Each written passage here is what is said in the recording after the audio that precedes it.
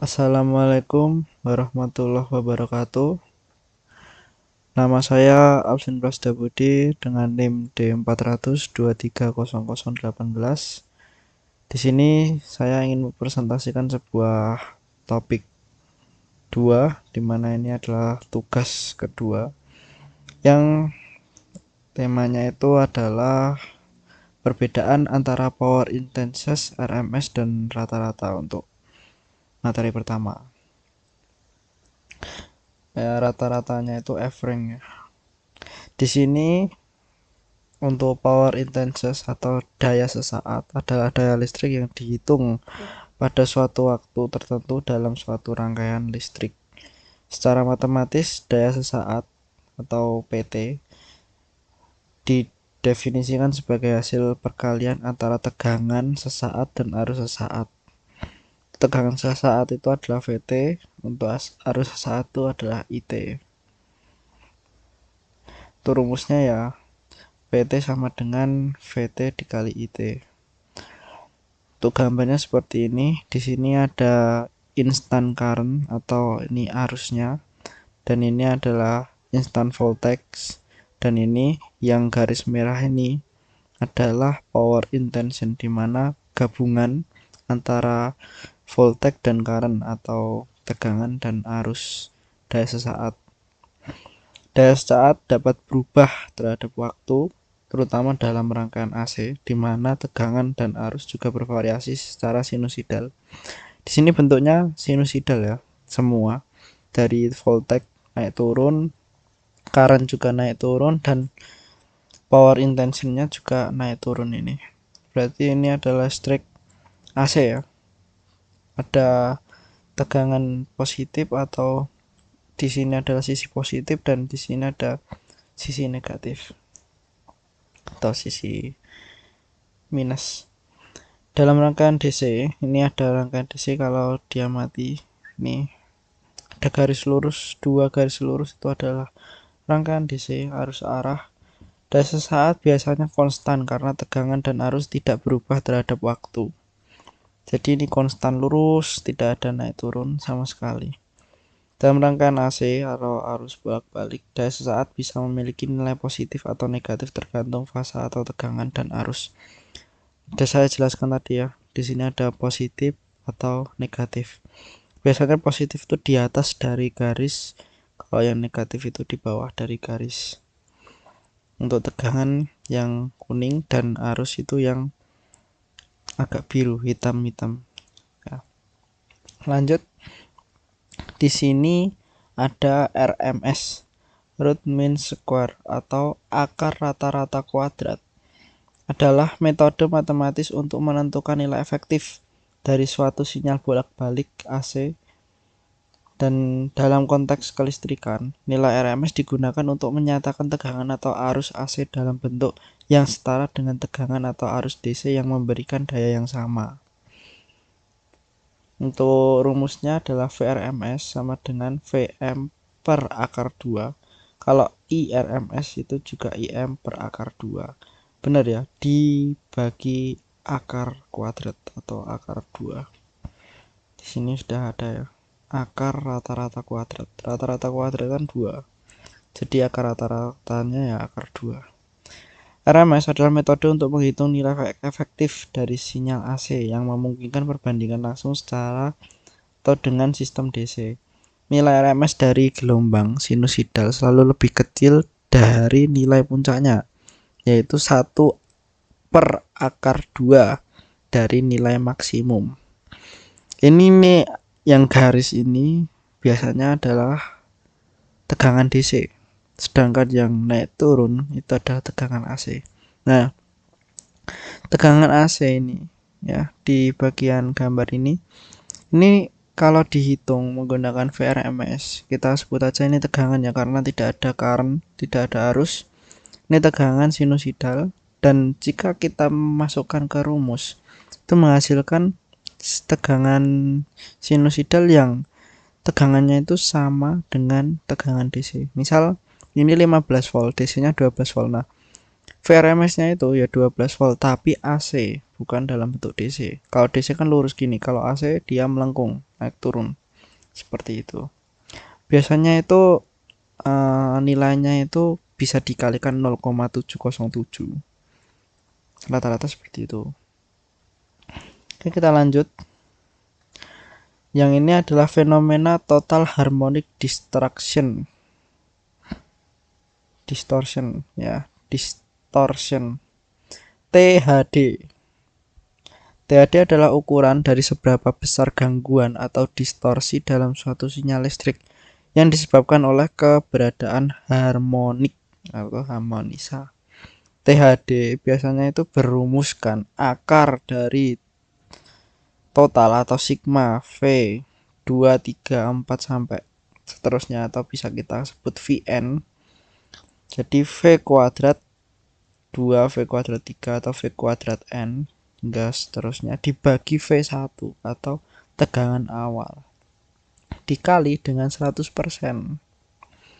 Jika arus juga sama, I kuadrat 2, 3 sampai seterusnya atau IN, tapi dikuadratkan di akar, terus dibagi I1, I pertama. Biasanya I pertama itu awal dari titik setelah 0.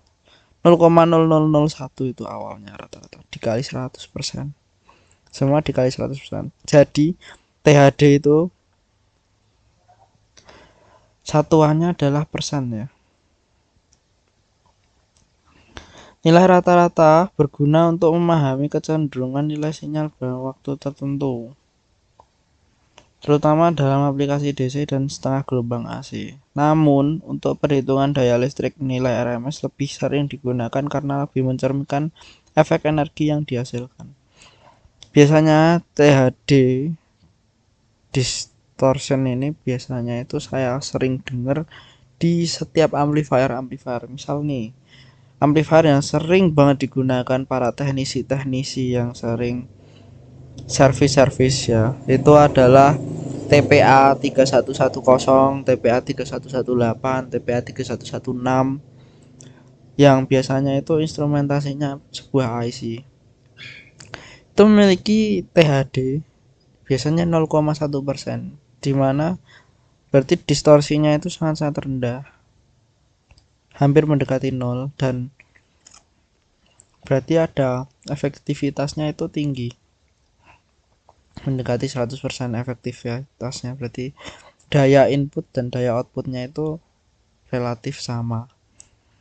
Untuk panas atau daya terbuangnya sangat minim, serta gangguan noise-nya itu juga rendah. Distortionnya juga salah satu keterkaitan dengan noise juga nih. Noise, biasanya noise itu kayak nging gitu. Nah, kalau distorsi itu bisa menghilangkan sebuah noise tersebut. Oke, lanjut. Ini untuk materi rectifier AC to DC. Rangkaian rectifier AC ke DC adalah rangkaian penyarah dari listrik AC ke DC. Biasanya bersifat unstable ya, karena pada rangkaiannya hanya terdiri dari trafo dan dioda rectifier atau break dengan beban resistor tanpa adanya kapasitor, sehingga output dari dioda masih unstable. Di sini penjelasan saja ya. Dan juga nanti ada DC to DC, itu bukan rectifier tapi converter.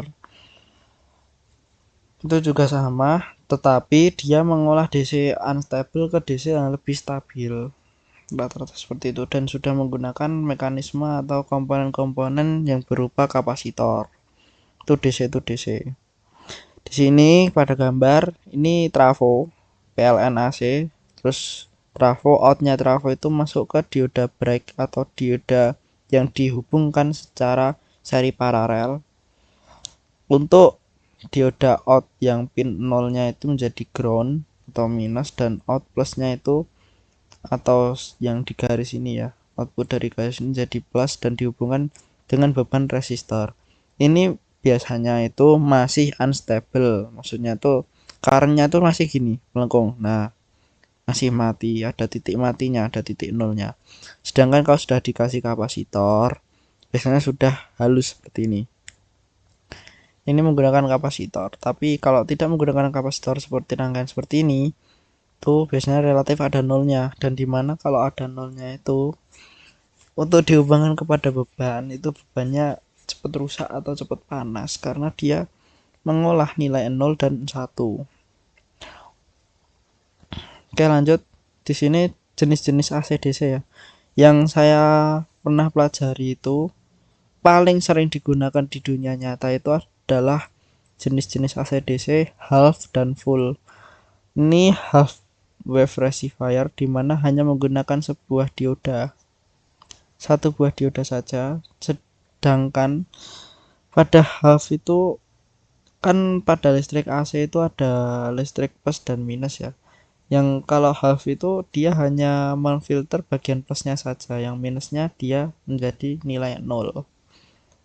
Jadi untuk listrik atau sirkuit half ini sangat jarang digunakan karena selain efisiennya rendah, sangat rendah, tegangannya juga unstable, sangat-sangat tidak stabil, serta banyak banget gangguan-gangguan lainnya, sehingga half ini sudah ditinggalkan. Terlebih juga half ini sebenarnya ada satu keuntungan, yaitu untuk listrik half itu dia cenderung lebih murah rakitannya, tetapi lebih banyak masalahnya. Kalau full dia menggunakan 4 buah dioda yang dimana dia bisa memfilter tegangan AC positif dan tegangan AC negatif sehingga menghasilkan listrik yang lebih stabil ya, jadi lebih stabil, hampir tidak memiliki nol ya, hampir tidak memiliki nol jika menggunakan rangkaian-rangkaian tambahan seperti kapasitor. Di sini sama-sama bebannya RL ya, resistor semua seperti ini. Untuk full ini positifnya itu ya dia lebih awet, lebih bagus juga, lebih stabil. Cuma jika ada kerusakan itu ya bukan kerusakan sih, lebih ke perakitan itu lebih banyak memakan biaya. Lanjut, di sini untuk jenis-jenis converter, bukan rectifier lagi tapi converter DC ke DC ya. Ini berarti DC yang unstable seperti ini ya, masih unstable, belum ada kapasitornya, menjadi lebih stabil. Di sini ada dua jenis yang sering banget juga digunakan pada teknisi-teknisi atau di dunia lapangan langsung, yaitu boost step up dan buck step down, atau keduanya digabung secara langsung, tapi ini saya jelaskan secara terpisah. Boost step up itu adalah untuk meningkatkan tegangan input DC ke tegangan output yang lebih tinggi. Untuk input misal 12 volt di step up menjadi 90 volt, menjadi 30 volt, 50 volt. Intinya lebih tinggi daripada tegangan input. Untuk biasanya itu menggunakan induktor, dioda, kapasitor, dan MOSFET untuk menyimpan dan melepaskan energi dengan efisien. Jadi step up ini ya efisien ya, efisiensi tinggi. Dan buck step down.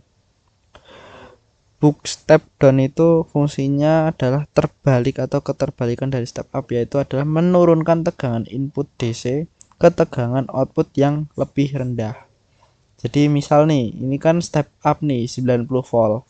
Terus dia diturunkan ingin menjadi 12 volt lagi. Cuma kan kalau ini hanya satu sisi ya, untuk step up saja. Kalau ini untuk step down,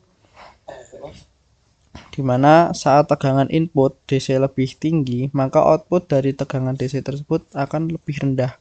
Jadi untuk input 90 volt, outputnya menjadi bisa di bawah itu, seperti 50 volt, 30 volt, 20 atau 10 volt juga bisa. Biasanya rata-rata itu efisiensinya juga cukup tinggi, cuma tidak setinggi step up. Di sini juga menggunakan komponen switching, MOSFET, induktor, dioda, kapasitor, dan lain-lain. Komponen-komponen pendukung dari komponen ini tersebut ya. Untuk bentuknya ya seperti ini. Ini ada MOSFET, ada induktor, dioda, kapasitor, dan ini resistor variabel. Jadi untuk V-in di sini 12 volt, V-out-nya ini bisa sampai 90 volt, 50 volt, terserah. ya intinya tinggi, lebih tinggi daripada Vin inputnya. Dan step down ini juga sama, dia menggunakan komponen-komponen seperti MOSFET, terus induktor, kapasitornya lebih gede juga, ada dioda juga, kapasitor SMD, serta resistor variabel. Sama ya, di sini ada dioda, kapasitor. Nah, perbedaannya di sini MOSFET-nya lebih besar untuk menekan efisiensi daya. Sebenarnya belum selesai ya. Untuk sebenarnya ada di sini, saya sudah mencari juga di AI. Sebenarnya banyak banget, cuma yang sering banget dijumpai hanyalah step up dan step down. Nah, untuk step down dia range efisiensinya hanya di 80 hingga 95%. Padahal di sini itu komponennya besar-besar ya. Cuma kenyataannya efisiensinya masih seperti ini. Untuk boost step up ini dia ranknya dari 90% ke atas ya, lebih tinggi, padahal untuk komponennya lebih kecil-kecil. Cuma ya itu lagi balik, step up emang efisiensinya lebih tinggi, lebih mudah menaikkan daripada menurunkan standar,